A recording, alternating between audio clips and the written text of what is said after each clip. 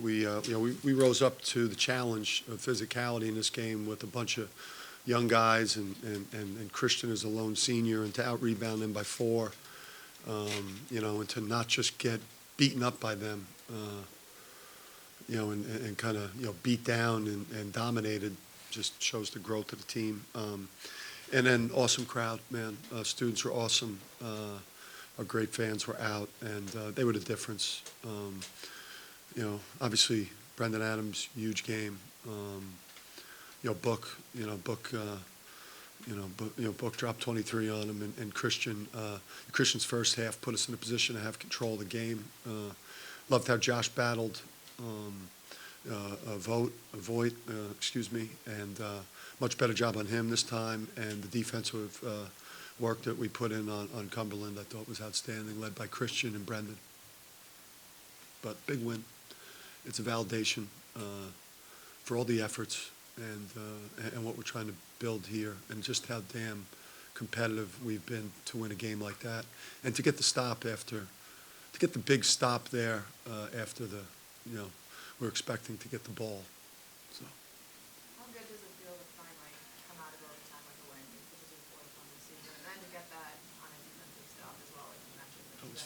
That's huge. It's 4. That was the 4th overtime. Oof.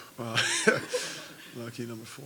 I thought that we were better. I thought, James should have dribbled into an elbow pull-up on the last possession we had offensively.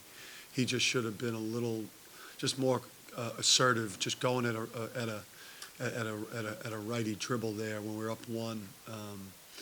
James has just got to be more efficient handling the ball. He plays with it a little bit too much.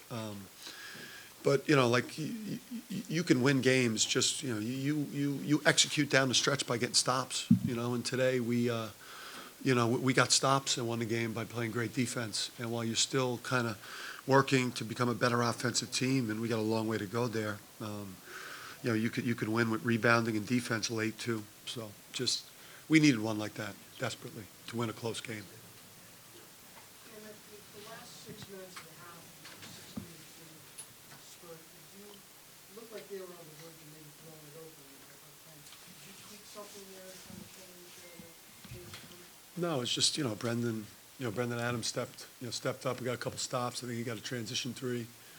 I'm not sure how he got the other 3, if it was off a stagger or whatever. I'm not sure how he got that, but no. I mean, listen, the program is progressed a lot. We don't, we don't give in. We compete. We've developed resilience and toughness, and we looked disappointed, not demoralized, and we just got back to playing. Yeah, Christian had a couple of Christian-type shots, but he also ran down a loose ball, got a big offensive rebound. Is that kind of the good and bad of Christian? So there you go. So the angel and the devil.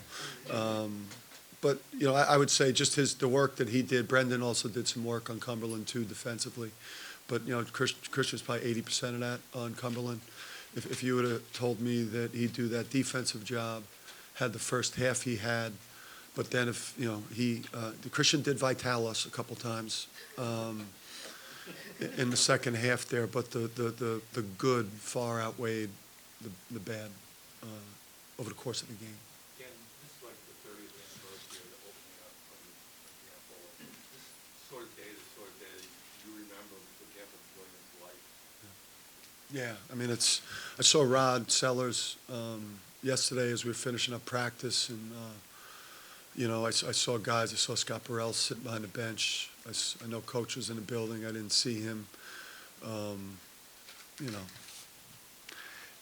It's great that at this point in the season, everyone wanted to come in here and have a great UConn basketball day with those former guys in here, and I won't say there was pressure on us, but we needed to step up today with an amazing crowd, and those amazing Huskies that got this thing started here. So, I think it's fitting that they were in the building here, because now you have you have another group of Huskies on the court today, young Huskies, and older Huskies that are now start this next era that will hopefully, yield a lot of the same that those teams achieved. Dan, given the freshman can be unpredictable, but still, how comfortable do you feel when James has the ball in his hands in a big spot, that he can make something happen? I feel like he's got as a ball handler, and you could see it, it's a little, when he gets the shot off, almost no matter where it is, I feel really good that it's got a great chance to go in. Sometimes his path to getting the shot up is a little bit of a roller coaster ride because he's got to tighten his handle up. He's got to learn to make one great move and then have a counter. Bless you, and to have a and then to have a counter. But yeah, I mean, you see it. I mean, this guy. There's so many big moments and big games ahead for that guy, and to do it against a team that's that physical was an impressive. His last two games against two of the most physical teams in the country and two great defensive teams. Not in a bye game. Dan, what was going through your head those final 4 seconds in overtime? Were you worried that there might be a foul call at the end, or what were you thinking? I just knew with this crowd that we would really have to foul for them to call a foul. I knew that, with a crew like that, they weren't going to bail them out on that shot fake, jump into the guy, flop, fall down at the end. So there's no way they were making that call at that point. The focus was just, obviously trying to defend against anything at the rim there, lobs. So we went with our, our three biggest guys there. We put a Cook on the ball because we knew they didn't have time to throw it in and then run that inbounder in. So we were pretty safe with just a Cook trying to take away the lob with his length by doing jumping jacks. And then with Isaiah and Josh, they were able to take away their interior guys, and then Christian just made a great defensive play. I felt good about it. When he pointed to the other end, I obviously didn't feel good about that. But. Yeah, I think it's also, you talked about Christian, and he's been through so much, and when he gets older, he's able to look back and see where the program's going. How good is it for you to even get in? Yeah, I mean, listen, we're families. We're family. We spend so much time together. We have such, during this window of time that we spend together, the 4 years or the 2 years or however long you have these guys, you truly are family. The relationships run really deep and they become like your children. And some days you're mad at them and some days you're proud of them and some days you're frustrated. And the thing about Christian is like he's got he's like Iron Man or something. He just plays through everything that's kind of gone on around him in his 4-year career. So,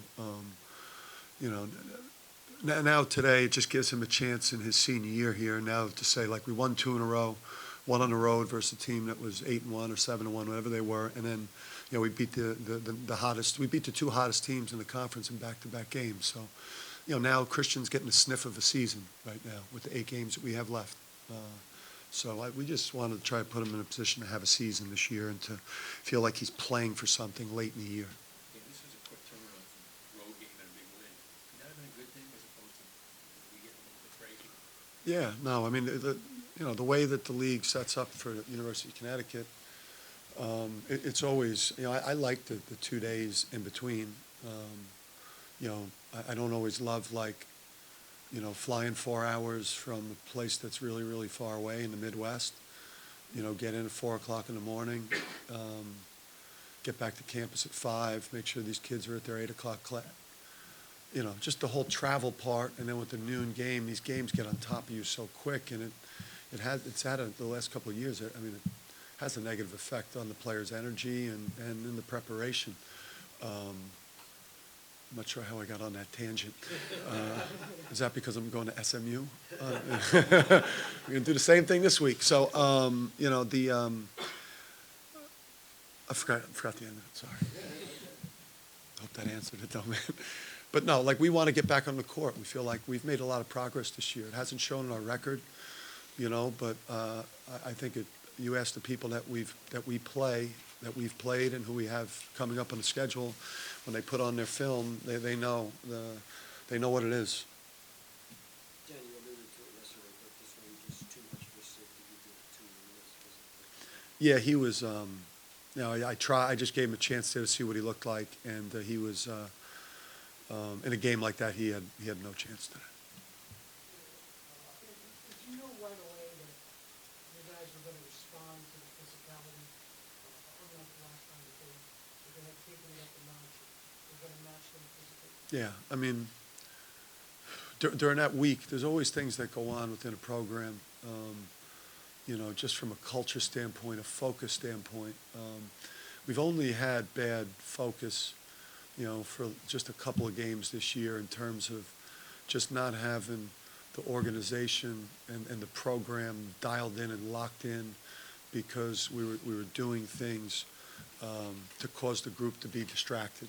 And you know, those were learning moments of growth that programs go through when you're transitioning from where it was to where we're trying to get to. So, I mean, I had tremendous confidence that we were going to come in here and have a chance to win down the stretch, because we've only been brutal, we've only been non-competitive that 1 week, and then the St. Joe's game obviously was, you know, in something that will haunt me the rest of my life, just what happened that day. But we weren't a focused team for those games. We had still growing pains in the program going on that caused you to lose games the way we did in those fashions. Okay, guys, thanks. All right, thank you.